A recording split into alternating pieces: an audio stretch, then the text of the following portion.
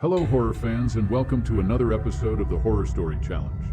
In this challenge, I will read some of the scariest stories ever written and try not to scream. Sounds easy, right? Well, think again. These stories are not for the weak of heart. They will make you shiver, sweat, and scream. They will haunt your dreams and make you question your sanity. They are the ultimate test of your courage and your nerves. Do you think you can handle it? Do you think you can watch this video without screaming? If you do, then join me in this challenge and see if you can survive the horror. But be warned, these stories are not for the faint of heart. They are based on real events, real people, and real nightmares. They are the stuff of legends, myths, and folklore. They are the darkest secrets of humanity and nature. They are the horror stories that will change your life forever. In this video, I will read 5 different horror stories from 5 different subgenres: body horror, folk horror, eco-horror, psychological horror, and fantasy horror. Each story will have its own twist, its own shock, and its own terror. You will learn about the most horrifying phenomena, creatures, and cults that exist in our world and beyond. You will discover the most disturbing secrets, mysteries, and conspiracies that lurk in the shadows. You will witness the most gruesome transformations, sacrifices, and curses that can happen to anyone. Are you ready to face the horror? Are you ready to take the challenge? If you are, then buckle up and get ready for the ride of your life. But if you are not, then I suggest you turn off this video right now and go watch something else. Because once you start this challenge, there is no turning back, there is no escape, there is only horror. This is the Horror Story Challenge. Can you watch this video without screaming? Let's find out.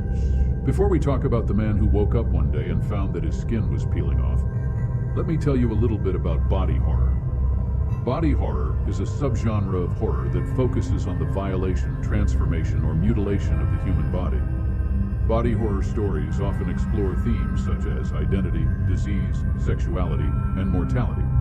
Some of the most famous examples of body horror are The Fly, The Thing, Alien, and The Human Centipede. Now let's get back to the story. The man's name was David, and he was a normal, average guy. He had a wife, a son, a job, and a house.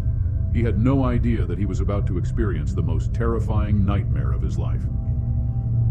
It all started on a Monday morning when he woke up feeling a strange itch on his arm. He looked at it and saw that his skin was flaking off, revealing a scaly reptilian layer underneath. He panicked and ran to the bathroom, hoping that it was just a bad dream. But it was not. He looked in the mirror and saw that his face was also changing. His eyes were becoming slits, his nose was shrinking, his teeth were growing sharper, and his tongue was splitting into a fork. He screamed and tried to peel off the scales, but it only made it worse. He felt a sharp pain in his back and realized that he was growing a tail. He felt a surge of heat in his chest and realized that he was breathing fire. He felt a loss of control in his mind and realized that he was becoming something else. He did not know what was happening to him or why. He only knew that he had to hide it from his family and friends. He put on some clothes, wrapped a scarf around his face, and told his wife that he had a fever and needed to stay home. He locked himself in his bedroom, hoping that it was a temporary condition that would go away soon. But it did not. It only got worse. Every day, he became more and more like a dragon and less like a human. He could not eat normal food, he could not sleep, he could not talk. He could only roar, breathe fire, and destroy everything in his path. He tried to call for help, but no one answered. He tried to search for answers, but no one knew. He tried to find a cure, but no one had. He was alone, scared, and confused. He wondered if he was going crazy, or if he was part of some experiment, or if he was cursed.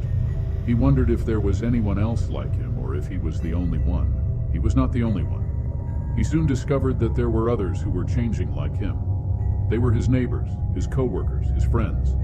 They were all part of a secret project that was designed to create a new species of super soldiers. They were all injected with a gene that was supposed to enhance their abilities, but instead, it turned them into monsters. They were all part of a plan that was orchestrated by a mysterious organization that wanted to use them as weapons of mass destruction. They were all part of a prophecy that foretold the end of the world. They were all part of the horror story that was about to unfold. Before we talk about the group of friends who went camping in the woods and stumbled upon an ancient ritual site, let me tell you a little bit about folk horror. Folk horror is a subgenre of horror that draws on folklore, mythology, and superstition. Folk horror stories often explore themes such as isolation, paganism, witchcraft, and the occult. Some of the most famous examples of folk horror are The Wicker Man, The Blair Witch Project, Midsummer, and The Ritual. Now let's get back to the story. The group of friends consisted of 4 college students: Jake, Mia, Ryan, and Zoe. They were bored of their usual routine and decided to go on a camping trip to the woods. They wanted to have some fun, adventure, and relaxation. They had no idea that they were about to enter a nightmare. It all started on a Friday afternoon when they packed their bags, loaded their car, and drove to the woods. They found a nice spot near a lake and set up their tents. They enjoyed the scenery, the fresh air, and the wildlife. They made a fire, roasted some marshmallows, and told some stories. They had a good time and went to sleep. The next day, they decided to explore the woods and see what they could find. They followed a trail that led them deeper into the forest. They saw some interesting plants, animals, and rocks. They also saw some strange symbols and signs carved on the trees and stones. They did not know what they meant, but they thought they were cool and took some pictures. They continued their exploration until they reached a clearing. In the middle of the clearing, there was a large stone circle. Inside the circle, there was a wooden altar. On the altar, there was a human skull, a dagger, and a book. The book was old and dusty, and had a pentagram on the cover. The friends were curious and intrigued by the sight. They wondered what it was and who put it there. They decided to check it out and see if they could learn anything. They entered the stone circle and approached the altar. Jake picked up the skull and examined it. He noticed that it had some markings and holes on it. He wondered if it belonged to someone who was sacrificed. Mia picked up the dagger and felt its sharpness. She wondered if it was used to kill someone. Ryan picked up the book and opened it. He saw that it was written in a language he did not recognize. He wondered if it was some kind of spell book. Zoe did not touch anything. She felt a chill in the air and a sense of dread in her heart. She wondered if they were doing something wrong. They were doing something wrong. They did not know that they had disturbed the sacred ground and awakened an evil force that wanted to sacrifice them to a pagan god. They did not know that they had triggered a curse that would seal their fate. They did not know that they had become the next victims of the cult. They soon found out. As soon as Ryan turned a page of the book, a loud thunderclap echoed through the woods. The sky turned dark and stormy. The wind howled and the rain poured. The fire went out and the tents collapsed. The car broke down and the phones died. The friends were trapped and terrified. They tried to escape, but it was too late. The evil force had surrounded them and blocked their way. They saw shadows and shapes moving in the trees. They heard voices and screams in the air. They felt pain and fear in their bodies. They realized that they were not alone. They were not alone. They were joined by the members of the cult. They were the ones who had built the ritual site and performed the sacrifices. They were the ones who had worshipped the pagan god and followed his commands. They were the ones who had waited for the right time and the right victims. They were the ones who had come to claim their prize. They emerged from the woods and surrounded the friends. They wore masks and robes and carried torches and weapons. They chanted and sang and danced and laughed. They grabbed and dragged and tied and stabbed. They offered and pleaded and praised and thanked. They killed and burned and buried and left. They left the woods and returned to their normal lives. They acted as if nothing had happened. They pretended to be innocent and unaware. They waited for the next time and the next victims. They waited for the horror story to repeat itself. Before we talk about the woman who moved to a remote island with her husband and son, let me tell you a little bit about eco-horror. Eco-horror is a subgenre of horror that focuses on the relationship between humans and nature. Eco-horror stories often explore themes such as environmentalism, pollution, climate change, and extinction. Some of the most famous examples of eco-horror are Jaws, The Birds, The Happening, and Annihilation. Now let's get back to the story. The woman's name was Laura, and she was a marine biologist. She had a passion for the ocean and its creatures. She had a dream of living on a tropical island and studying its biodiversity. She had a chance to make that dream come true when she was offered a job at a research station on a remote island in the Pacific. She convinced her husband, Mark, and her son, Alex, to join her on the island. Mark was a journalist and Alex was a high school student. They were not as enthusiastic as Laura, but they agreed to support her and give it a try. They packed their belongings, boarded a plane, and flew to the island. They arrived at the island and were greeted by the staff of the research station. They were shown their new home, a cozy bungalow near the beach. They were impressed by the beauty and tranquility of the island. They saw palm trees, flowers, birds, and fish.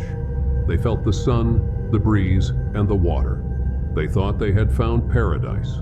They were wrong. They soon noticed that the island was plagued by strange phenomena, such as mutated animals, toxic plants, and mysterious diseases. They saw sharks with 3 heads, spiders with wings, and snakes with legs. They saw flowers that emitted poisonous gas, vines that strangled animals, and fruits that exploded. They saw people who suffered from rashes, fevers, and tumors. They saw death and decay everywhere. They wondered what was causing these phenomena and why. They suspected that the island was hiding a dark secret that could endanger their family and the world. They decided to investigate and find out the truth. They discovered that the island was not a natural paradise, but a man-made hell. They discovered that the research station was not a scientific facility, but a military base.